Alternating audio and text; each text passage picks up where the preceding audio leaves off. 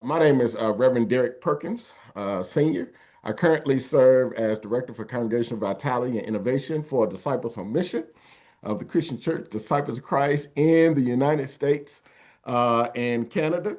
I also serve as merger staff, engage in ministry activities on behalf of and resources for Black disciples and their local communities. This office supports DHM's mission by developing resources and learning experiences for pastors and lay leaders and congregations to assist in self-reflection, lay leader development, community partnership and outreach, and more. I also have the privilege of partnering with Lexington Theological Seminary on its Thriving Congregations program. I have the privilege of getting to work directly with a dear colleague and becoming a close friend, Dr. Erin Cash, who is also going to co-facilitate and be one of our guests here today. I would like to take a moment to just introduce her now so that once we get rolling, we don't have to pause after my section to introduce her. Erin Cash is the project director for the Thriving Congregations Project at Lexington Theological Seminary. Prior to this role, Erin served as director of admissions at LTS for over 8 years. She is a graduate of Greenville University, Candler School of Theology, and received her doctorate of ministry from Lexington Theological Seminary. She is an ordained clergy person. There's so much more that we could share about Erin, but I do want to lift up that she is the co-author of the book Thriving Church, What You Can Learn from Faithful Congregations, that's available at Chalice Press. So you'll hear more about that. She is the wife to another clergy person, her husband, Chris, who is also who is a senior pastor at First Christian Church, Georgetown. And he has served in many other places as well. So we're excited that Erin is going to be with us on today. What is the purpose of the cafe? And that the purpose of the cafe is to create an online space, a platform within the life of our church where clergy and lay can be in discussion together around resources, content involving congregational life, vitality, and innovation. We often come together at assemblies, regional assemblies, and general assemblies, but most of the time, many of our opportunities are given to clergy by themselves and the laity by themselves. And so we're hoping that this platform will allow us to be together because that's what it means to be church. That's what it means to impact our community. So my hope is that you have found a comfortable place in your office or in your home where you can share in this conversation.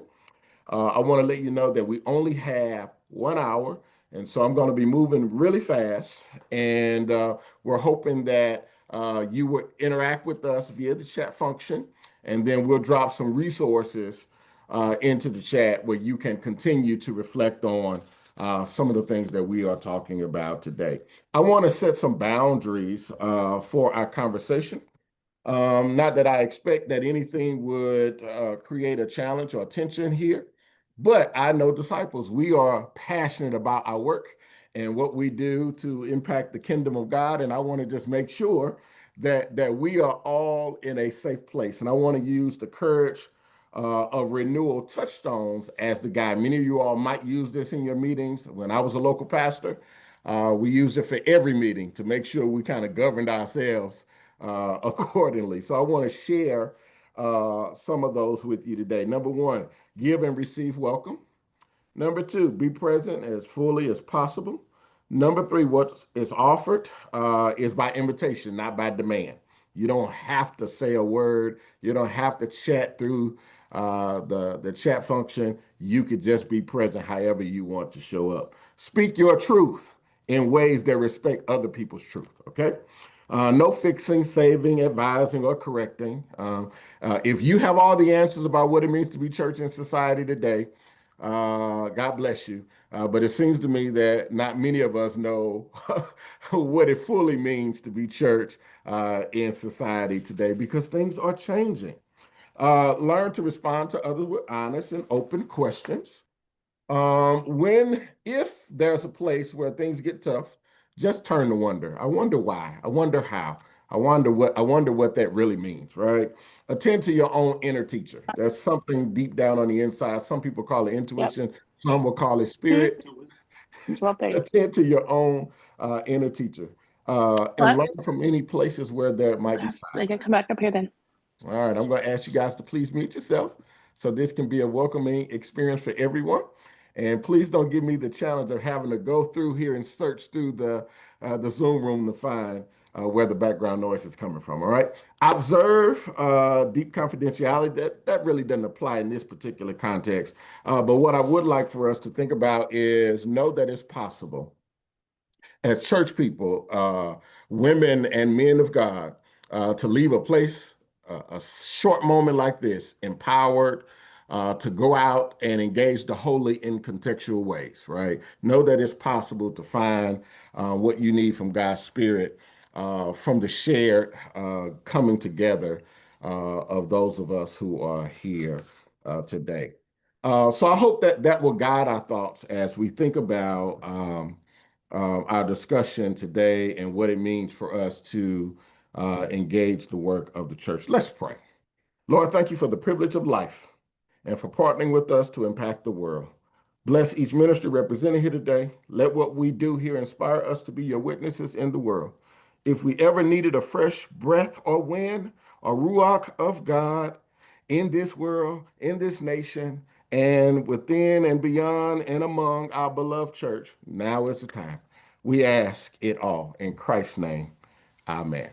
I want to share three objectives of what I hope to accomplish today. Number one, explore how congregations understand, engage, and communicate their mission and vision and values as a part of congregational identity.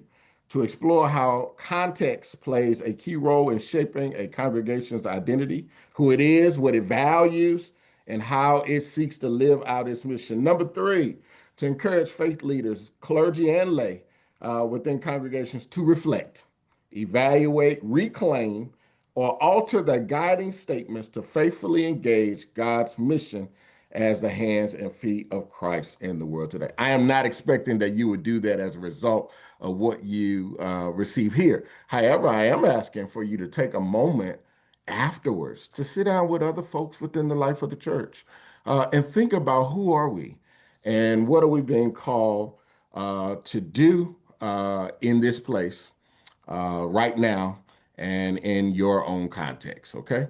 I want to share my screen. Let me know if you guys can see that. We're good? Thumbs up? All right. We want to talk about sharing your congregation identity through your guiding statements. And I want you to think about identity. We want to start with just identity in a general sense, right? Identity in a general sense. Identity is understood in a couple of ways. It could be understood as a characteristic, qualities, beliefs, values, experiences, and or descriptions that define who or what one is or hope to become.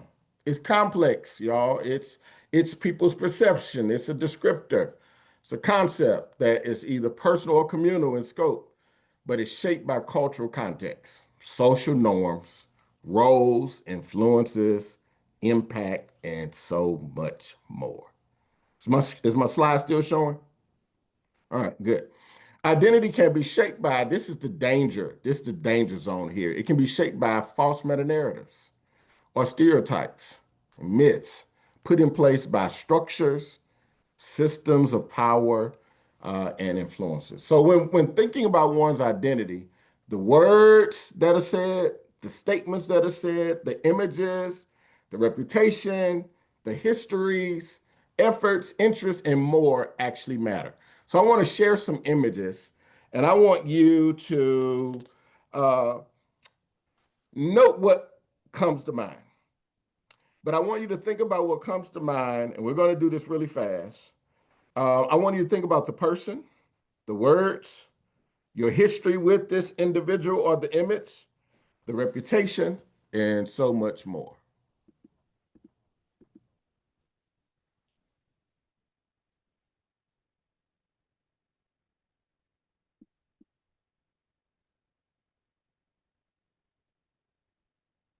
And I'll say a little bit about the images in a moment, but I want you to think about the image, the people, the context, the reputation, and so much more.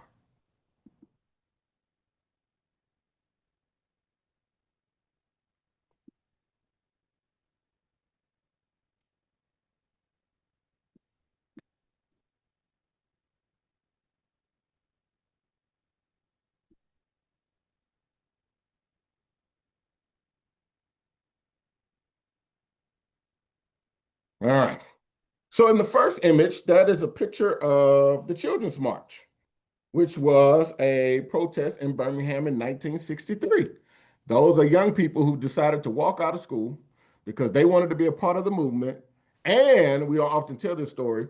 Dr. King was afraid that his boycotts had started having some negative impact on the African American community because people were losing their jobs because of their involvement. And so this particular protest, where the kids had been fighting and cheering and chanting and want to be involved, this was a way that they can get involved and it didn't hurt the families financially.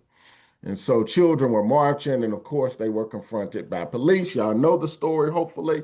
Um, Thousands of kids showed up, filled up the prisons to the point that it overwhelmed the system.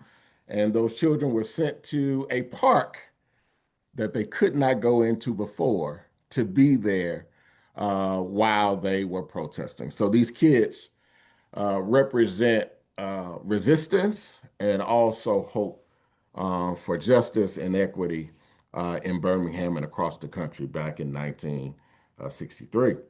The Michael Jordan picture it has two contexts. One is he's giving a speech because he's just been inducted into the Hall of Fame. The other context is this picture is used all over social media in the sports world to kind of identify failure, pain, and disappointment. So if you just Google the Jordan cry face, you'll find all kinds of memes. Jordan was a great NBA basketball player, but this picture means more than just his greatness. It speaks to people's failure in the sports world today. The third one is Michael Buffer. Of course, if you are a boxing enthusiast, this man gets paid millions of dollars just to say that word and to introduce a fight.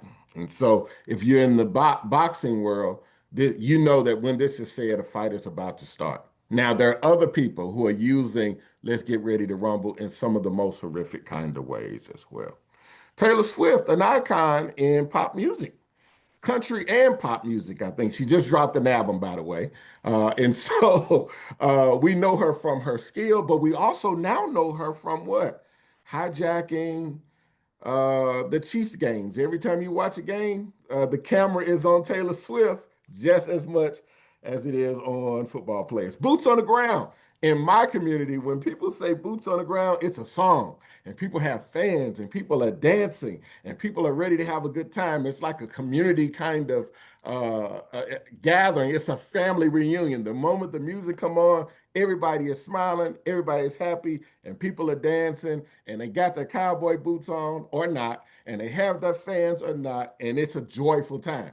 Well, when you hear boots on the ground from others, it could simply mean war. It could simply mean we need someone to get in there and do damage, cause harm. Context matters. Pictures matters, words matter, history matter, personality matter, the reputation matter when there are statements and images being shared. The last one is a picture of an ice raid. For some, people will see this as law and order. And for others, it might feel like fear, terror, and injustice. Images matter. Words matter. What you share with others matter. Identity matters.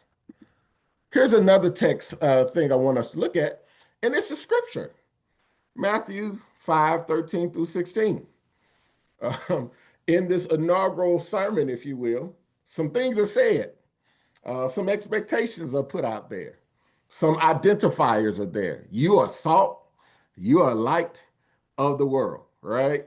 And you ought not be hidden. You ought to have some kind of impact. I would argue that in the Greco-Roman world, this was Jesus' way of establishing a vision for what the church was being called to do. You're going to be salt. You're going to be light. And when the scriptures lift up something so direct as that, you must ask your question about the opposite. It must be a dark place, right? It must be something that Jesus doesn't want the people to be like what is already in place, right? This is the writer's way of introducing a new vision. And people are being challenged to live into that vision. Not only to live into this vision, but to resist visions that are not appropriate for their lives. This was the writer's way of representing God in a world that had been dominated by an empire. Words matter, images matter, statements matter, visions matter, and context matter. So, real quick, I want you to drop in the chat. What are some scriptures that we could use to be thinking about congregational identity, thinking about mission, vision? What's the foundation? When you start talking about this in your congregation, where do you go? What passages do you use? Let's resource one another and drop some of those possibilities in the chat. Let's see if I can see some of them.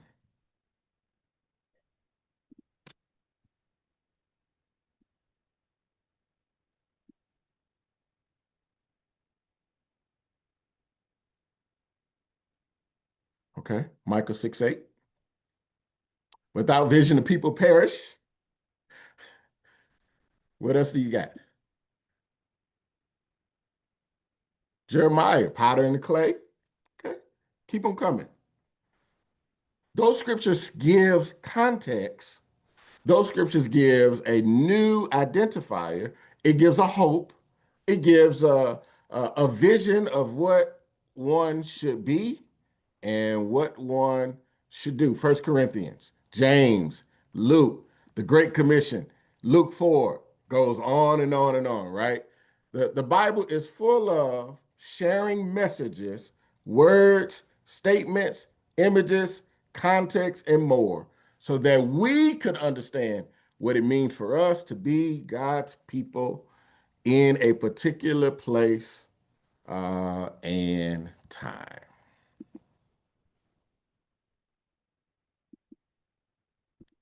When we think about identity, context matters. I have a picture here of a disaster, fire, that's kind of out of control. I have a picture of an inner city area where there's a tent city of unhoused individuals. There's a rural community and an urban community. And we can add even more. We could talk about communities where there are health disparities. We can talk about communities that were damaged by tornadoes, like the one that I am a part of. We can talk about a place that don't welcome children or don't welcome same gender loving people. We can talk about a place where racial injustice exists. What does it mean to minister in those places? It looks different for what we do in the rural community. It looks different what we would do in the community where unhoused people are living. It looks different. Context actually matters. And so when you think about how context shape who you are as a faith community, there are a couple of things I want to ask you to consider. Number one, geographical location, the setting, who's in it, what businesses are there, what resources are there or not, what is needed, housing, human behaviors, hospitality, community beautification, city and county services, right? Here in St. Louis, we have a psychological boundary called the Del Mar Divide. On one side of Del Mar, city services look like A, and on the other side of Del Mar, city services look like B. The same city, the same department, the same workers, right? What about medical institutions? What's there and what's not there? What about entertainment venues? What about food options for good food, right? Some communities have more food that'll harm you or kill you than will build you. Access is just not the same. Consider the educational context. I remember pastoring a local congregation in St. Louis.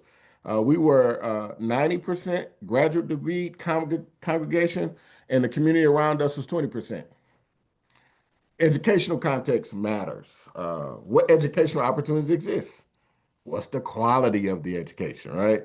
What kind of enrichment programs are there or not? Do you have to pay for all the enrichment programs? Are there any free ones? Got to think about all that. Economics, culture and social context. What ethnic groups exist? What kind of diversity is there? Where do people hang out? How do they enjoy themselves? What's the social dynamics, right? Historical context. Why was this community that we're in formed in the first place? Was it formed because we needed a new subdivision? Or was it formed because it was trying to keep people out, right? What are the historical things in those communities, good or challenging, right, that exist in the community? Why did the church move into that neighborhood that they're in? What are the congregational ancestors promoting or engaging when they built the church and started the ministry? What were their motivations? What's the collective memory? You have to think about all of that if you're going to be church in the here and now. Congregational context, who's there? Who's not there? Do you ask questions? Do you just complain about who's not there, or do you ask deeper questions? Why are they not there? What's the demographics, right? What's the denominational context? Who are we as disciples in these places? And how do we claim our core values in communities that may gel with us or may not? I said all that simply to say that context matters to congregational identity.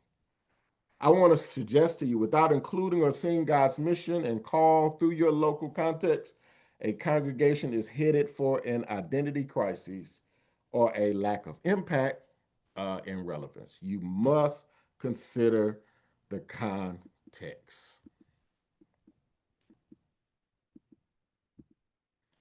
Huh? F. Douglas Poe, Jr., president of Phillips Theological Seminary, states in an article, Moving Beyond a Congregational Identity Crisis, that there are three priorities that will assist congregations moving forward. He says, number one, congregations must reclaim the spirit of their congregational ancestors and ask, what is our missional purpose for this community? And you'll hear something from Erin that I hear often. She talks about in this place and time, right now. Number two, he says congregations must listen to what is needed in community. You cannot just be a church for a community and not listen to what the community needs. Congregations are often, he goes on to say, congregations often like the sound of their own voices and can determine what they want others to have rather than listen to learn what their community needs. He recommends asking questions like this. Why was the congregation started? Who do people say we are? Where is God calling us? And there's a whole list of questions that you could add to what Douglas uh, proposes for us. How do you share who you are? How do you communicate your identity? With your members and also with your community, right? You got to be thinking about how you do that. And how should we help understand who we are? What do you do to help people understand who we are? That leads us to a conversation around our guiding statements. And I want to just give some brief definitions. And let me just be honest about something. There's so many different ways to describe guiding statements. I picked three that I seem to lean into the most. Lake Institute says mission statements for a congregation or religious nonprofit convey its unique role in God's work, focusing its activities, discipleship, and outreach towards spiritual and social transformation. Simply put, they represent what a congregation will be and do to reveal the love of God in our present age and in the future. Erin and Corey, the authors of Thriving Church, suggest these statements often demonstrate reasons as a congregation exists or who they include, or maybe not. These statements are often aspirational. It's who or what the congregation dreams to be.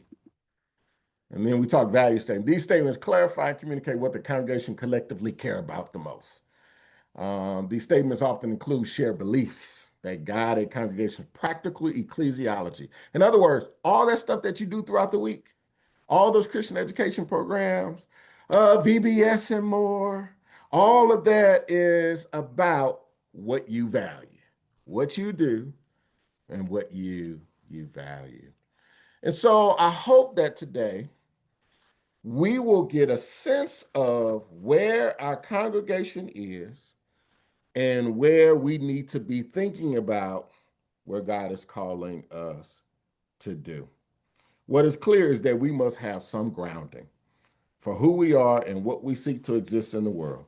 I want to end with one quote before I invite Erin to lead us further.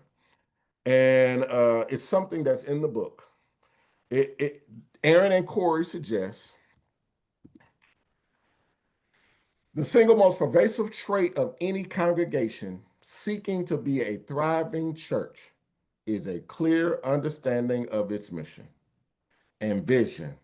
And without a sense of who the congregation is striving to be, the other traits lose their grounding in God's unique call to your particular body of Christ. I want to invite Dr. Erin Cash to lead us forward. If you have questions, we're going to leave some room on the back end. Shoot them in the chat, and I'll do the best I can to watch those as well. Well, thank you for that. I didn't know that Derrick was going to quote me, so that's kind of fun. I am grateful to be here. Derrick, if you can let me share the screen, that'd be great, so we can get the next slides up.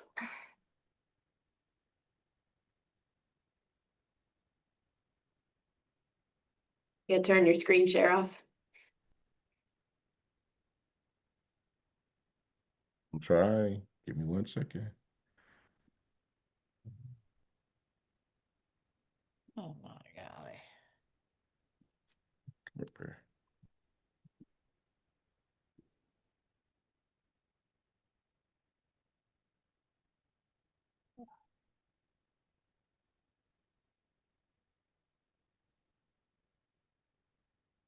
Did it work this time? Think so. All right. Yep, we're good.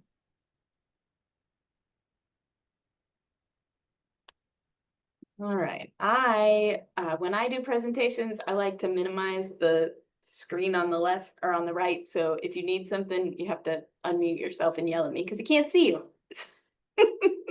So let's talk a little bit about mission and vision. And Derrick has teed this up perfectly for this. So hopefully you'll get something out of it. So how do you decide what statement you want to use? He quoted me, right? What is God calling this church to do or be in this time and in this place? Ultimately, which of those types of statements you want to use is the work of your congregation. So you as a congregational team have to decide which statement is the best for us.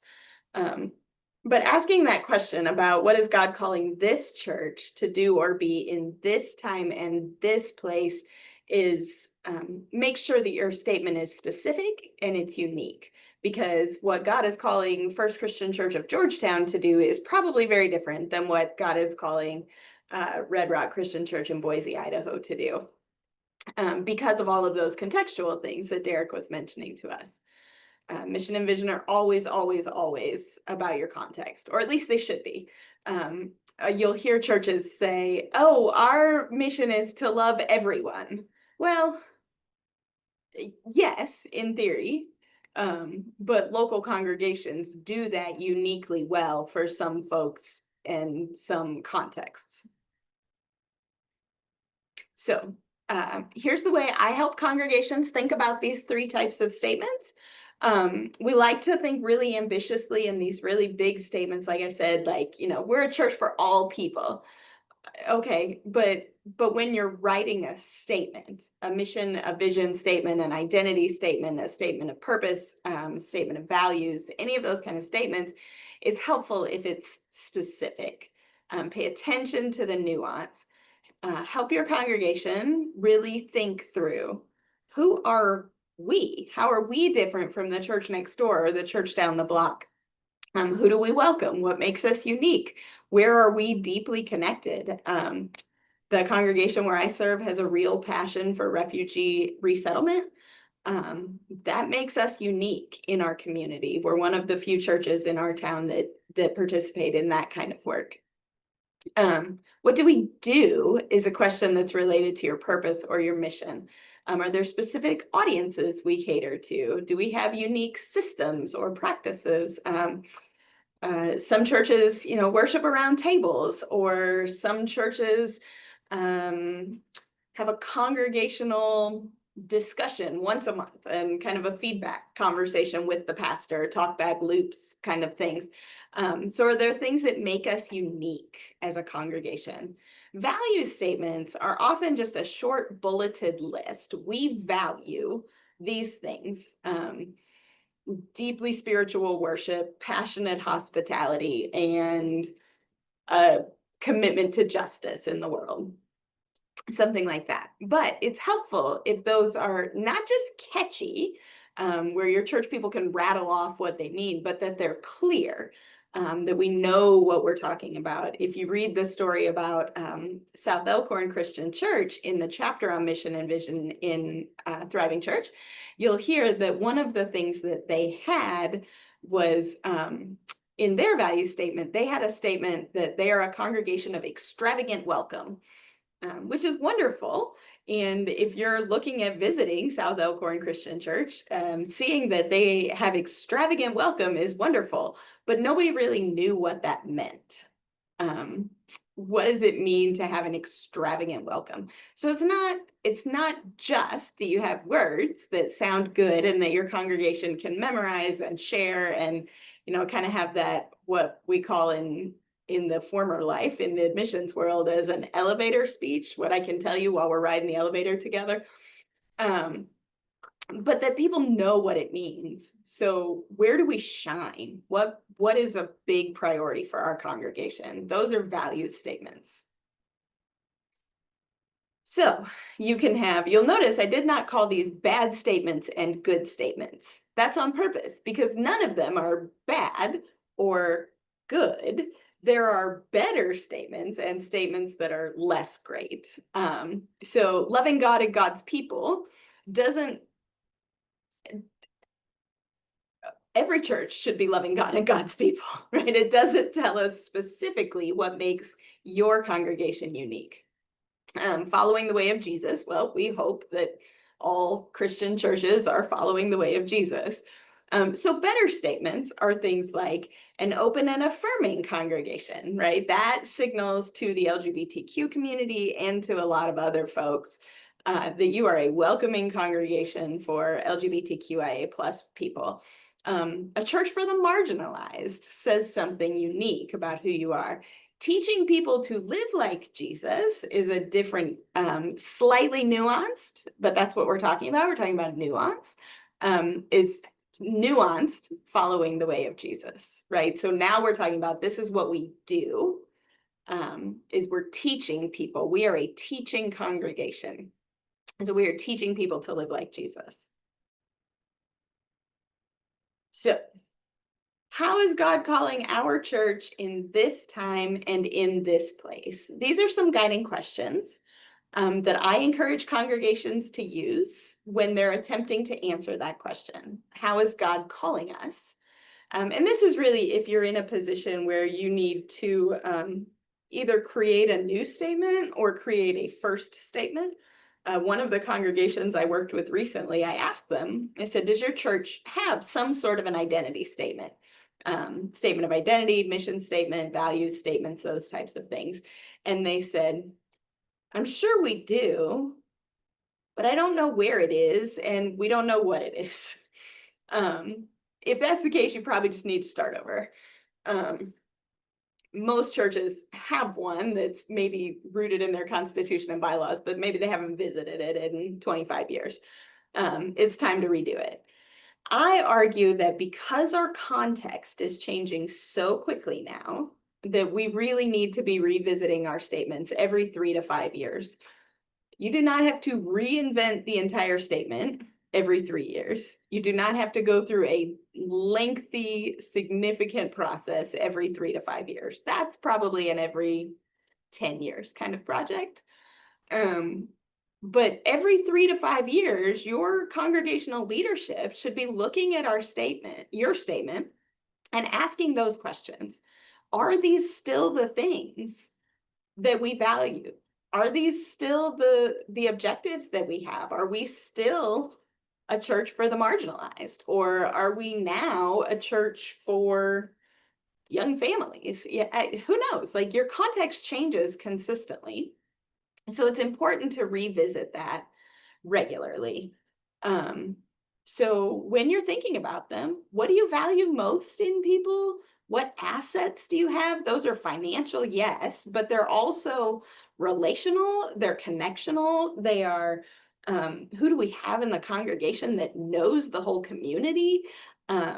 People that are connected to agencies and resources. Those are all assets that your congregation has. What skill sets do you have?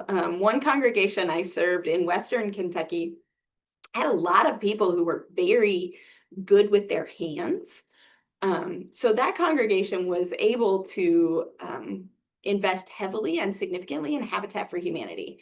They had a lot of people who could build a wall or put a roof on or do some plumbing or do some insulation. What skill sets do you have? And what is that saying about your congregation? Derrick was sharing with a congregation that's 90% people with a graduate degree. Well, that's a congregation of teachers, probably. And so you have a unique skill set. Who do you care about? Well, we care about everybody. Of course you do. But which ministries are you really valuing? One church that we work with says we are committed to being the best senior adult congregation in our area. They care about retired folks. That's what they do. Who do you want to see here? I want to pause for just a minute and say something about this, because every church says we want to see families with children. If we don't have children, the church is not going to live forever. It doesn't have to be true. Children don't help you fund the budget. Children don't sit on your committees. Children don't have voting privileges in a lot of our congregations.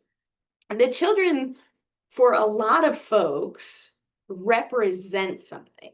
They represent that there is another generation coming behind them who will carry on the legacy and the traditions of that physical building in that physical place and time. It can be. It is not always the case. If you think about the people who join your congregation, they're often middle-aged or older folks. And those people come into your space with their own gifts and their own talents and their own areas of expertise and influence. And they bring new life and new vitality into your community. So it doesn't have to be that you have small children who can come and sit up on the front pew for a children's moment, and now you have a preschool Sunday school class again. That doesn't have to be who you want to see here.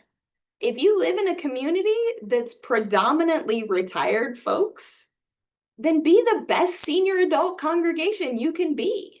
People are also continuously retiring, right? People are also continuously entering middle age. People are also continuously changing their family situation, right? Like, we're evolving, changing people. And so just because you have a whole bunch of children doesn't necessarily mean that your congregation is thriving. Also does not mean if you do not have children that your congregation is going to die in 15 years. So I just want you to keep that in mind when you think about who do you want to see here, and I'll stop preaching about why we don't have to have children in worship. Why are you uniquely positioned to serve God in this way? So I wanted to give you 4 tools that I have used with congregations or 3 tools, and then I want to hear from you all what you use. The first one is The Power of Asset Mapping. This is a book that's published by Albin, and it teaches congregations how to see the gifts and the resources that you already have. So it changes your conversation from scarcity, right? We don't have any children, we don't have any teenagers, to what do we have? We do have a whole bunch of retired folks who are eager to be in this building at 10 o'clock on a Tuesday morning. Well, how can we use that to our advantage? Another way is a book that's published by Chalice Press. It uses a model, it's called the CARE model, C-A-R-E, and that's an acronym for the way you work through this visioning process. It really builds a model for you for how to listen to your congregation and how to do some discernment around some of your congregation's values. So if you need a tool that will really help you get started, one of those 2 are great. If you need to revisit your statements, maybe you did this 4 or 5 years ago, but you kind of want to look at them and think it through a little more, I would recommend Thriving Church. Thriving Church helps you to think about it in terms of attributes. We call them traits. So there's 10 different characteristics of a thriving church. It's not a formula. It does not say if you do all 10 of these, you will suddenly grow 100 people in your services over the next 6 months. It says these 10 things are traits that we have recognized in the churches we have researched and studied. And in those, you can also find a place where your congregation can and does thrive. So I want you to take a couple of minutes and in the chat, share with one another other tools that you have found useful for doing visioning and leadership work in your own congregations. What kind of tools have you used to guide these conversations with folks?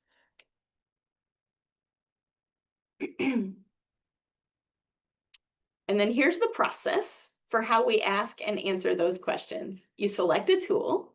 You make sure you have a diverse set of voices. And when I say diverse, I don't mean we need to find one 20-year-old, one 30-year-old, one 40-year-old, and one 50-year-old. What I mean is look around your congregation and say, who do we need to be representative? So maybe we need someone who works, in my case, the largest Toyota plant in the world is in my town. So maybe we need one person who works at Toyota. Maybe we need one person who's retired. We have a lot of educators. Maybe we need a teacher.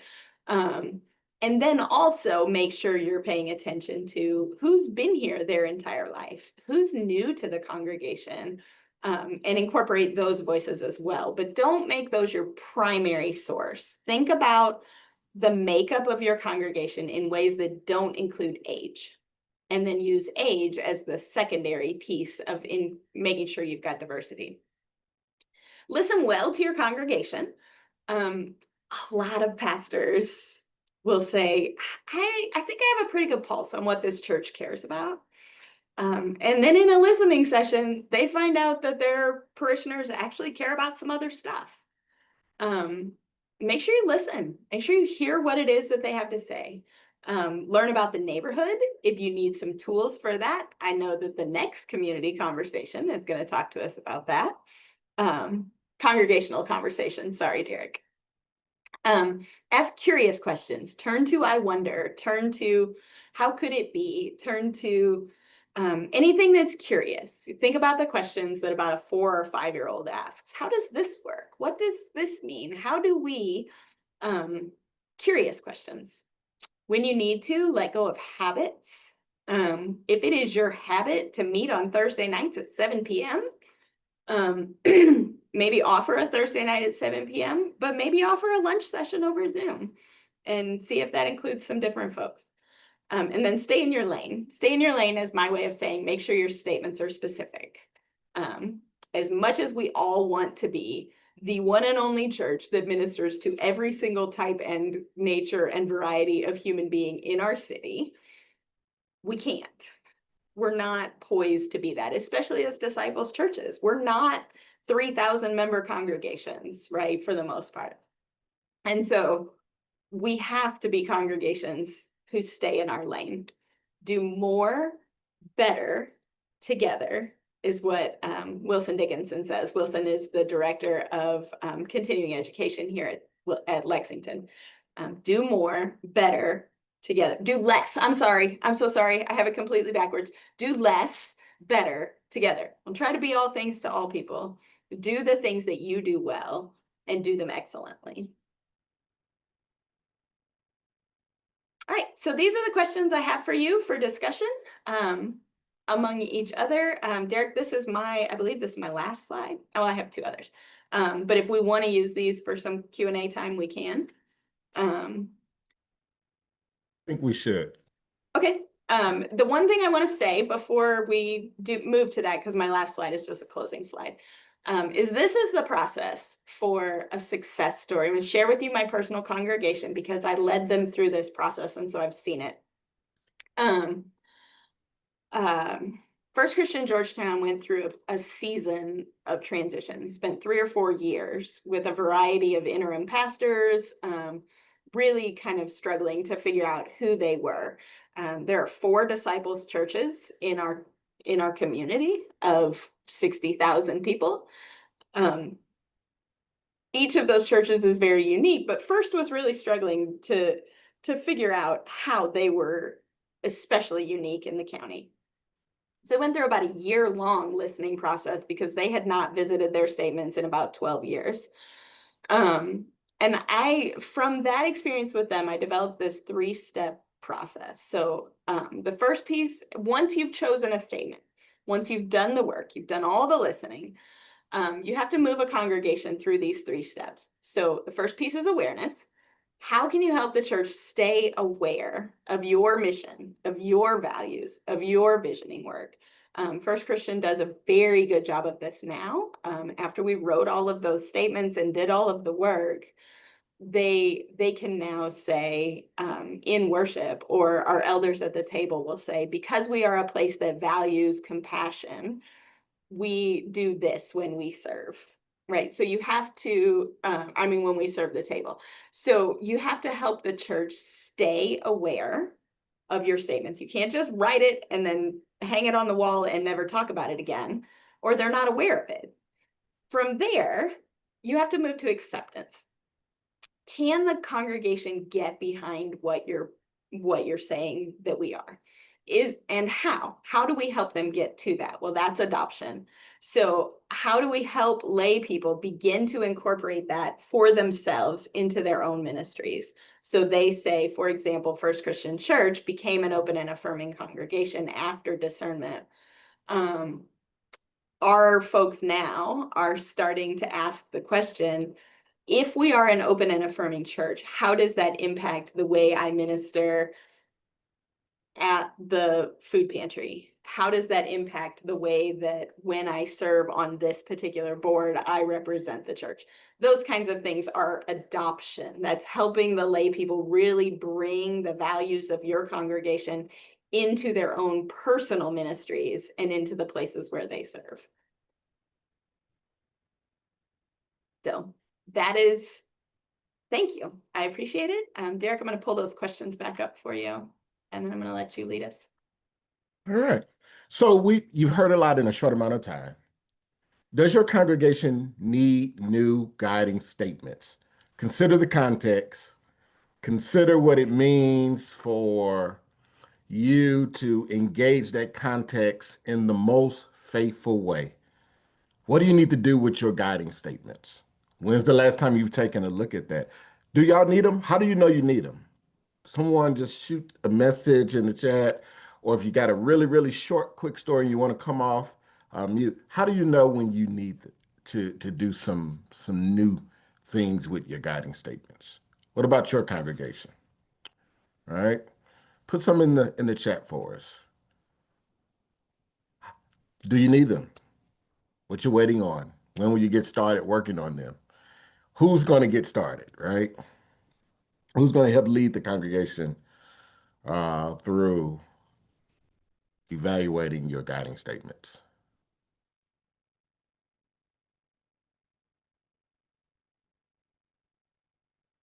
Okay. Your church interest search and call, use what you're finding as a catalyst for change. Thanks, Paul. Others.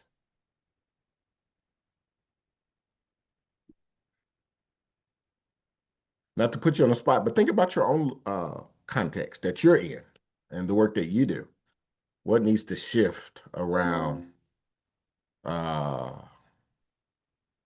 those guiding statements, the ways in which you engage your congregational identity? What needs to shift? Everybody's fine? Everyone's impacting their community well? No one knows the mission statement or values. They're non-functional. Yeah. I think Erin mentioned they were on a wall, maybe on your bookshelf, in bylaws that you haven't reviewed for a while, unless there was a problem. Too long, too wordy.